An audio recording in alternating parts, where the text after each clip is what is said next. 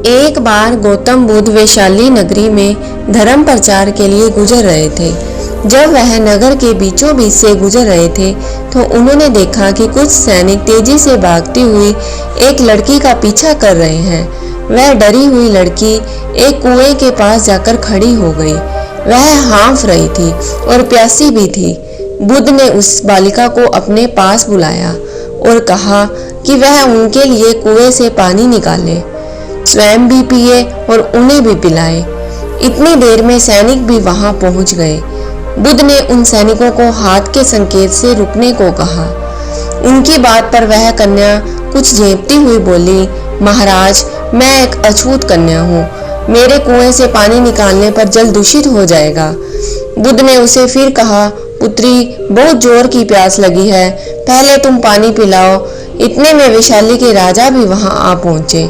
उन्होंने बुद्ध को नमन किया।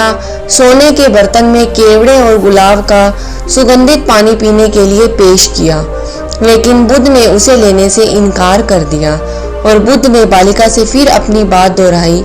इस बार बालिका ने साहस बटोरकर स्वयं भी पानी पिया और गौतम बुद्ध को भी पानी पिलाया। पानी पीने के बाद बुद्ध ने बालिका से भय का कारण पूछा। बालिका ने बताया कि मुझे संयोग से राजा के दरबार में गाने का अवसर मिला था। राजा ने मेरा गीत सुन अपने गले की माला मुझे अपने पुरस्कार के रूप में दी, लेकिन उन्हें किसी ने बताया कि मैं एक अछूत कन्या हूँ। यह जानते ही उन्होंने अपने सैनिकों को मुझे कैद खाने में डाल देने का आदेश दिया। मैं किसी तरह उनसे बचकर यहाँ पहुंची हूँ। आप मिल गए। इस पर बुद्ध ने कहा, सुनो राजन, मैं चाहता हूँ कि आप मेरी यह बात हमेशा याद रखें कि किसी इंसान की पहचान उसकी धर्म या जाति से नहीं बल्कि गुणों और कर्मों से होती है।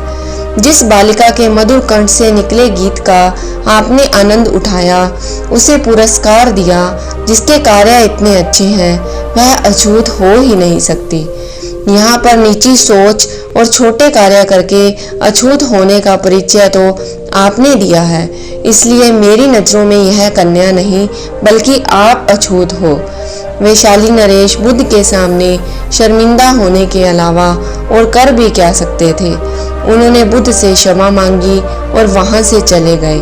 तो दोस्तों, इस कहानी से हमें यही सीख मिलती है कि कोई भी व्यक्ति अपने कार्यों और गुणों से महान बनता है, ना कि धर्म और जाति से।